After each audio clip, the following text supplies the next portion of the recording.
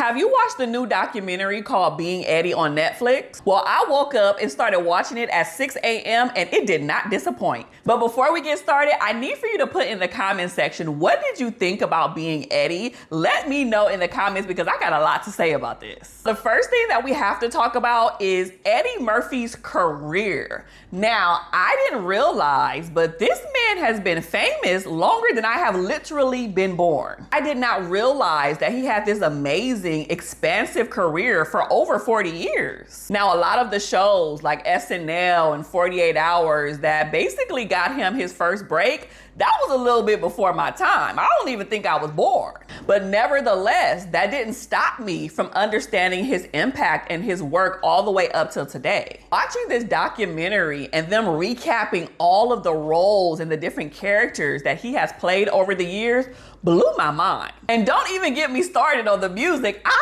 forgot party all the time, party all the time. But I was like, wow, this is throwback. Now that we're talking about it, I don't think there's anybody that I can name who has a career that's equivalent to what he has done thus far. I mean, the fact that he had all of these people in the documentary talking about him and how he has impacted their life speaks volume. It went from Kevin Hart to Chris Rock to Keenan, Seinfeld, David Chappelle, Tracy Ellis Ross, Jamie Foxx. I mean, the list goes on and on.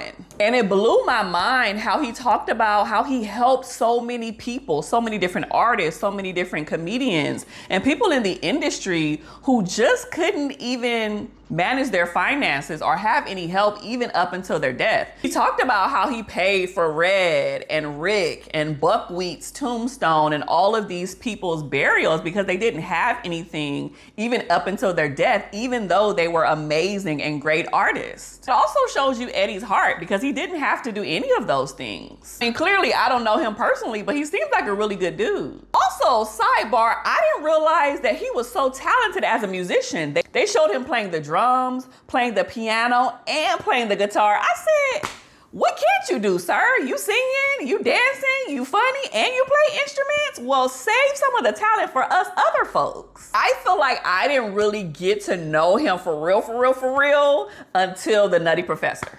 Yep. I feel like that was my first real introduction to him. Absolutely loved all of the Nutty Professors.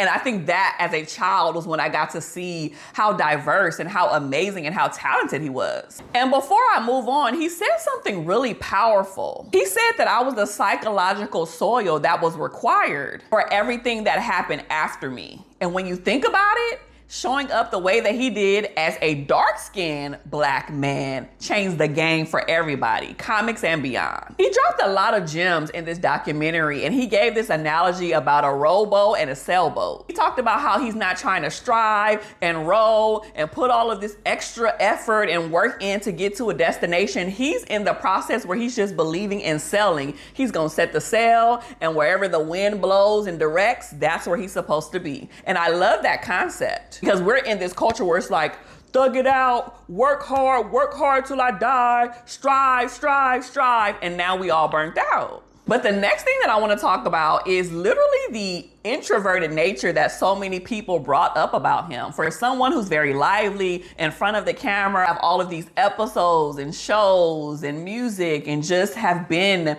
that dude for a very long time, I was surprised that he was actually more introverted and quiet and just very chill. I think that chillness and that introversion gave him a lot of clarity that he needed. And also too, the fact that he didn't do any drugs, any alcohol, he didn't smoke, he didn't do no, all of the things that people in Hollywood do even at the height of his career. He was like, I never did any of those things.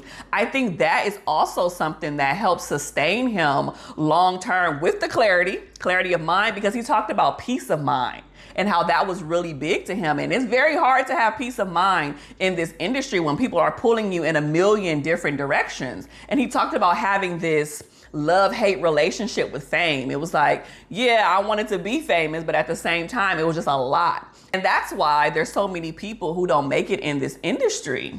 Even David Chappelle said, he was like, the goal is to make sure you don't kill yourself or be killed. And that hit.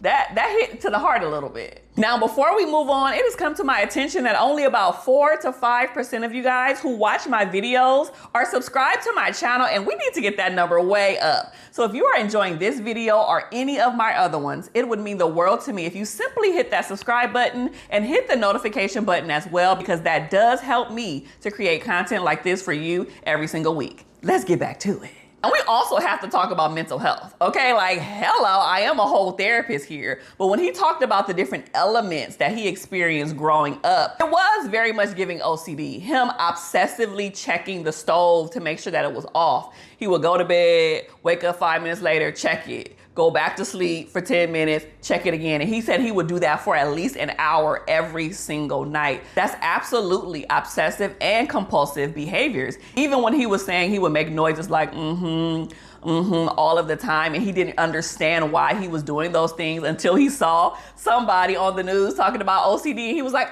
oh, this is giving me.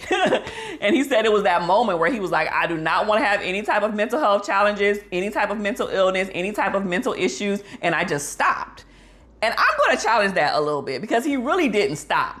If you notice, he said, I still check the stove every day today. I just don't check it as much as I used to.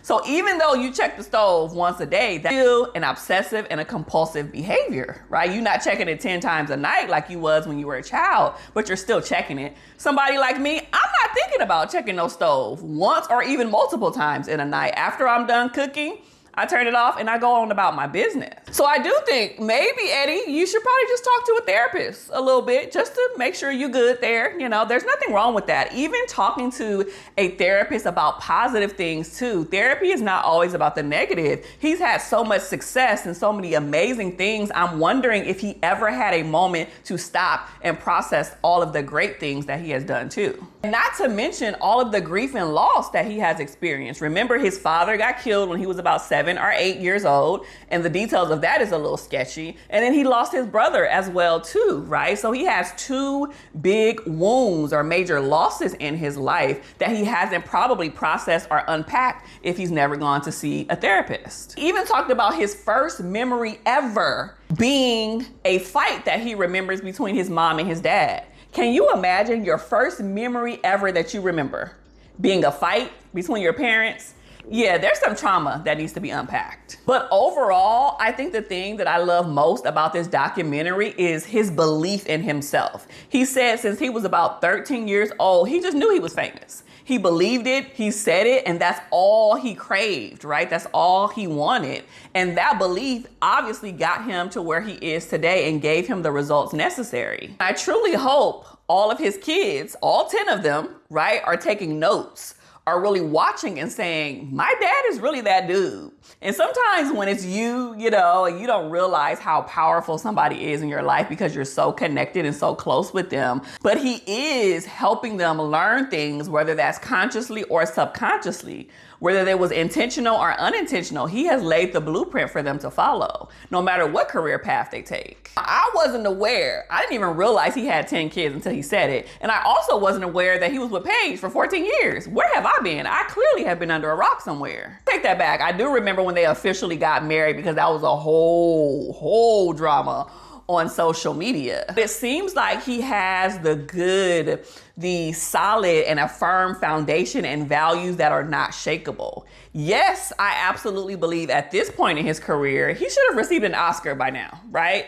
But that's just an external accolade, which he said, yeah, I care about a little bit, but at the end of the day, it's all about what I think about myself. And so he has this, what we call in the psychology world as intrinsic motivation. Extrinsic motivation is literally those outside sources, the things that are outside of you, that's your driving force to get things done. But intrinsic motivation is when you are motivating yourself. You are motivated by your own drive, your own determination, and there's nothing on the outside of you that can deter you from that. And so it sounds like to me that he's operating at a high level on intrinsic motivation.